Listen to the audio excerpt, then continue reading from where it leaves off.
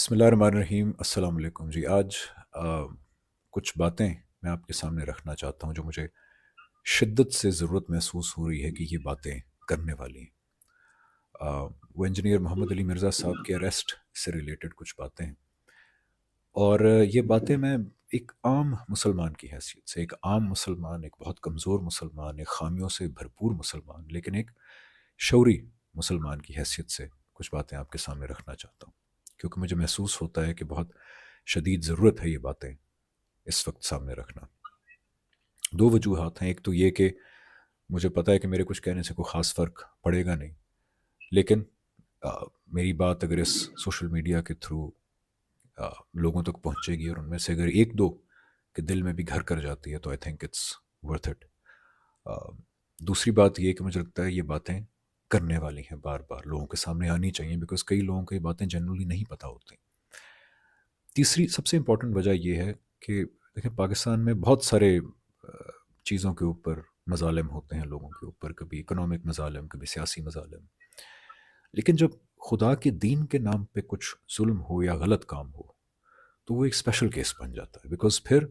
جب اللہ کے دین کے نام پہ ظلم ہوتا ہے تو خدشہ یہ ہوتا ہے کہ اللہ تعالیٰ ایک وقت کے بعد ڈائریکٹ انٹرونشن کریں گے، آم، اور خدشہ یہ ہے کہ پھر دنیا میں ایک ایسا کوڑا برسے گا ہمارے پہ کہ جس کا ہم شاید تحمل نہ کر پائیں۔ تو یہ بڑا خوف ہے، مجھے ذاتی طور پہ ہے، اور ہر اس مسلمان کو جو خدا پہ یقین کرتا ہے، آپ صلی اللہ علیہ وسلم جو اللہ کے آخری نبی ہیں اور رسول ہے، ان کے دیے ہوئے دین پہ یقین کرتا ہے، اس کو یہ خدشہ ہونا چاہیے کہ اگر اللہ کے دین کے نام پہ ظلم ہو رہا ہے اور اس کے اوپر بولا نہیں جا رہا تو ہو سکتا ہے کہ پھر اللہ تعالیٰ خود ایکشن لیں۔ آم،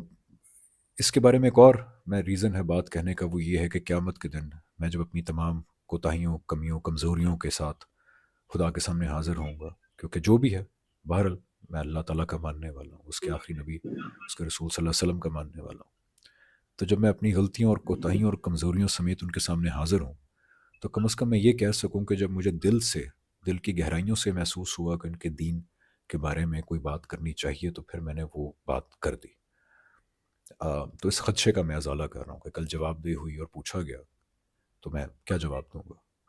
سو اس لیے یہ باتیں کر رہا ہوں، اور دوسری بات خدا را، اس بات میں جو باتیں کر رہا ہوں یہ کسی مذہبی جماعت، کسی گروہ کے خلاف نہیں ہے، میں سب کی بہت عزت کرتا ہوں۔ اس کی وجہ یہ ہے کہ چاہے جلالی صاحب ہوں، چاہے سام علیہ ظہیر صاحب یا ان کے بھائی ہوں، آ، چاہے ٹی ایل پی ہو، یہ سارے ان سے اختلاف کیے جا سکتے ہیں، ان سے،